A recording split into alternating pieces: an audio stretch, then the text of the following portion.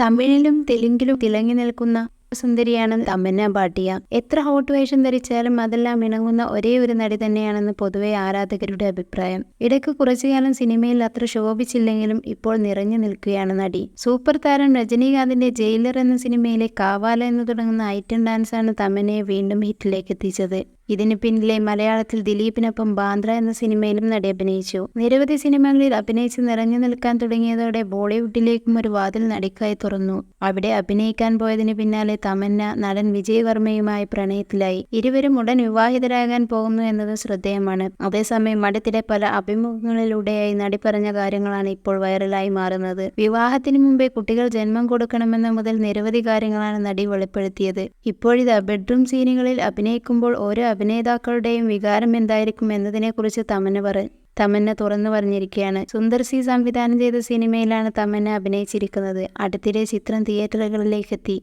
ഈ സിനിമയുടെ വിശേഷങ്ങൾ പങ്കുവെക്കുന്നതിനിടയിലാണ് തന്റെ സിനിമാ വ്യക്തി ജീവിതത്തെപ്പറ്റി നടി തുറന്ന് സംസാരിച്ചത്. തമന്നയുടെ ഏറ്റവും പുതിയ ചിത്രം ഹൊറർ കോമഡിയായി ഒരുക്കിയതാണ്. ചിത്രത്തിലെ പ്രേതമായിട്ടുള്ള കഥാപാത്രത്തെയാണ് നടി അവതരിപ്പിച്ചത്.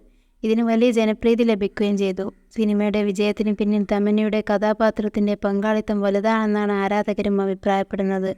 തമന്നയും ഇതിൽ സന്തോഷവതിയാണ്. കൂടുതൽ സിനിമാ വാർത്തകൾക്ക് ഈ യൂട്യൂബ് ചാനൽ സബ്സ്ക്രൈബ് ചെയ്യുക. ഒപ്പം ബെല്ലൈക്കൺ ഇനേബിൾ ചെയ്യാനും മറക്കരുത്.